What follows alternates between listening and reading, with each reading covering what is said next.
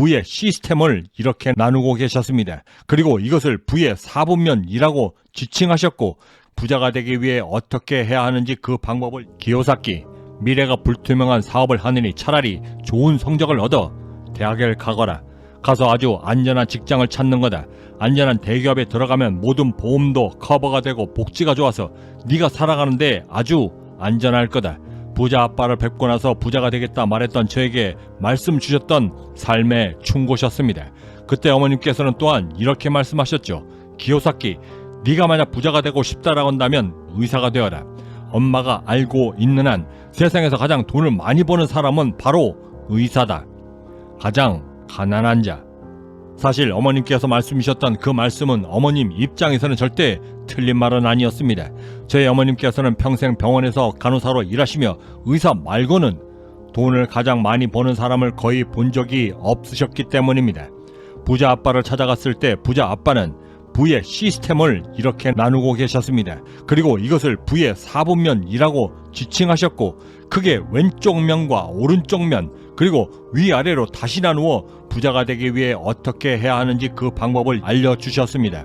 그리고 그 표의 왼쪽 면과 오른쪽 면, 즉 가난한 자와 부자를 가르는 가장 강력한 기준점은 바로 안전함이라 말씀해 주셨습니다. 그 표에 의하면 즉 인프로이가 가장 가난한 자였는데 그들은 평생을 그 안전함을 추구했던 사람들이라 말씀 주셨습니다.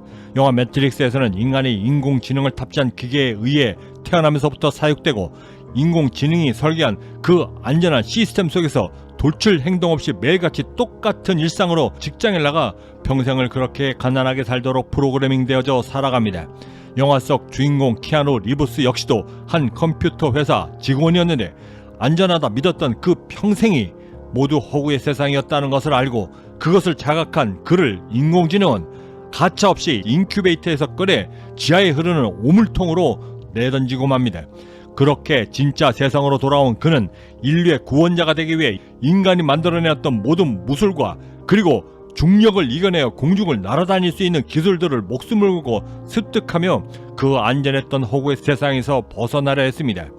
이것은 우리가 사는 실제 세상과도 매우 흡사합니다.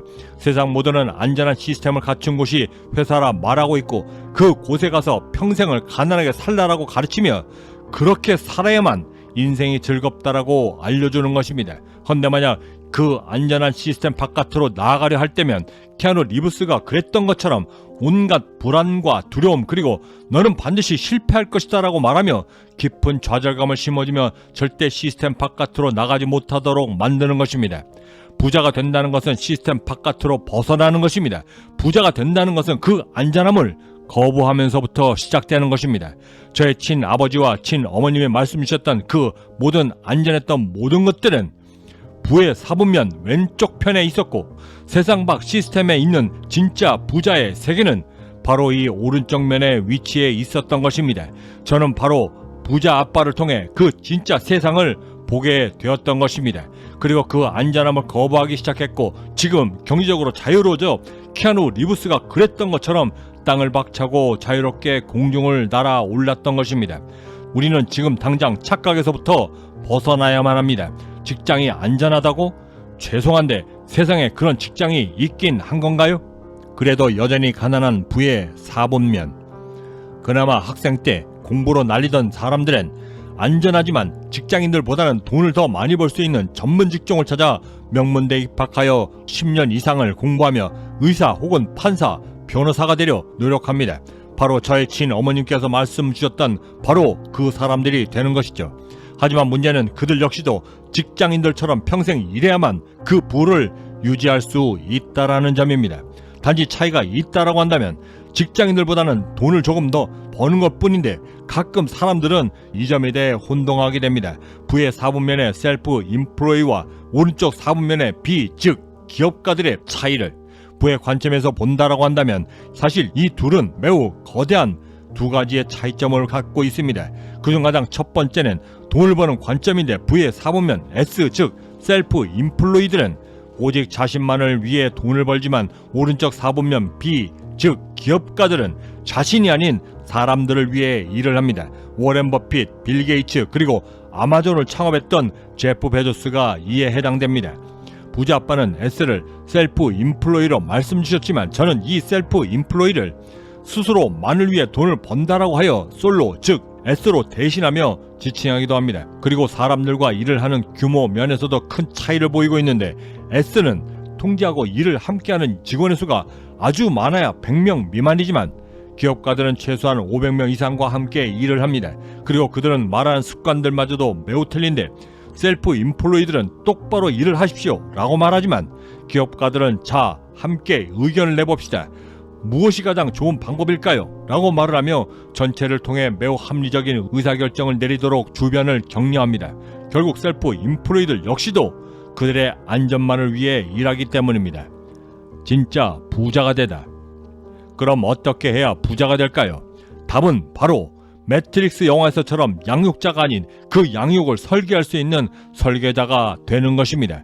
영화 매트릭스에서는 그 수많은 인간을 양육하기 위해 스스로도 부하가 걸려 오류를 만들 만큼 거대하고도 방대한 세상을 자신의 인공지능을 적극적으로 활용하며 코딩하고 프로그래밍합니다. 하나의 거대한 세상을 창조하는 것이죠. 저는 개인적으로 왕관의 무게라는 말을 진심으로 좋아합니다.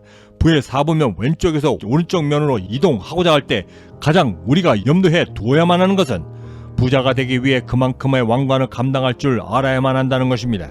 에디슨은 전구라고 하는 당시에는 아주 획기적인 시스템 하나를 창조해 내기 위해 무려 1000번 이상의 시행착오를 견뎌내었습니다. 그는 그 왕관의 무게를 결국 견뎌내어 스스로 자유로워졌던 것입니다.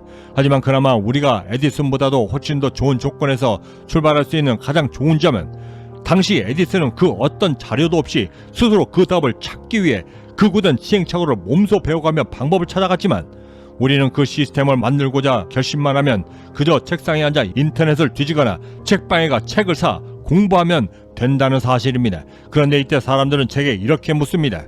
그러려면 빌 게이츠나 일론 머스크처럼 천재여야만 되는 거 아닌가요? 2022년 기준 전체 억만장자의 수는 2544명, 그 그룹에 진입한 안전함을 거부하고 밑바닥부터 시작해 억만장자가 된 사람의 수는 총 137명, 그들 중 예일대, 하버드대, 소위 아이비리그 명문대를 나와 자신의 삶을 바꾼 이들은 오직 2명뿐이었고 그 나머지 135명은 그나마 고졸 혹은 대학을 나왔어도 그리 좋지 않은 대학과 학과를 나와 자신의 삶을 바꿨던 것입니다. 그럼 이들은 어떤 무기로 그들의 삶을 이렇게 바꿨을까요? 그들은 자신의 상황을 비관하는 대신 자신의 가난한 아빠처럼 살지 않겠다, 이 지긋지긋한 가난을 내 생에서는 끊어내어 벗어나겠다라고 했던 그 절박하고 간절했던 꿈에 대한 그리움이 그것이었습니다. 제가 좋아하는 기업인들 중에 53세 맥도날드를 인수하여 시가총액 1990억만 달러의 기업으로 키워내었던 레이 크록은 성공에 대해 이렇게 말을 하였습니다. 세상엔 고등교육을 받은 실패자들이 넘쳐난다. 소위 천재라고 불리우는 사람들도 수두룩하다. 성공에서의 유일한 재능이라고 한다면 그것은 꿈을 이루겠다라고 하는 집요함과 끈질김 뿐이며 나는 그것을 위해 최소한 34년을 인내하고 견뎌내어 마침내 꿈을 이루어내었다. 경제적 자유민은 행복한 부자를 꿈꿉니다. 그리고 보통 사람들의 평범한 꿈들이 모여 비범해질 수 있도록 함께 만들어 나가는 공동체 채널이기도 합니다. 구독과 좋아요, 알림 설정은 그 거대한 꿈을 시작하실 수 있는 아주 작은 실천의 시작이 될 것입니다. 지금까지 경제적 자유민이었습니다. 감사합니다.